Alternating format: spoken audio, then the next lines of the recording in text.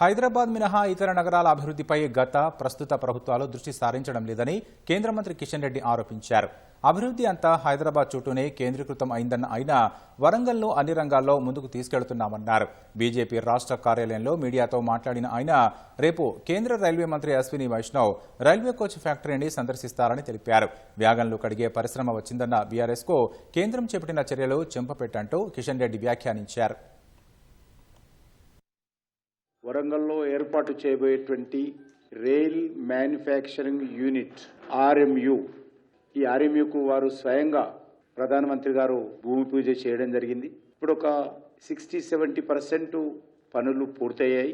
కేంద్ర ప్రభుత్వము ప్రధానమంత్రి నరేంద్ర మోడీ గారి ఆదేశాలతో అత్యంత ప్రతిష్టాత్మకంగా అత్యంత వేగవంతంగా ఈ యొక్క రైల్ మ్యానుఫ్యాక్చరింగ్ యూనిట్ను పూర్తి చేయాలని నిర్ణయం తీసుకొని నేను కూడా ఎవ్రీ 10 days 15 days ఆ యొక్క నిర్మాణ పనుల పురోగతిని స్వయంగా పర్యవేక్షిస్తున్నాను.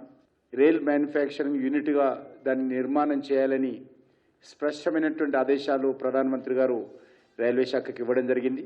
అక్కడ రైల్ ఇంజన్స్, రైల్ కోచ్లు, రైల్ వ్యాగన్స్ ఈ మూడు కూడా ఉత్పత్తి అయ్యే విధంగా ప్లాన్ చేస్తా ఉన్నాం.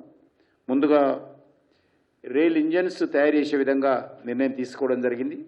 కొంతమంది గతంలో ఉన్నటువంటి బీఆర్ఎస్ పార్టీ నాయకులు రైల్వే వ్యాగన్లు కడిగేటువంటి కంపెనీ వస్తుంది అక్కడ అని కేసీఆర్ కుటుంబ సభ్యులు ఎగతాళితో మాట్లాడారు.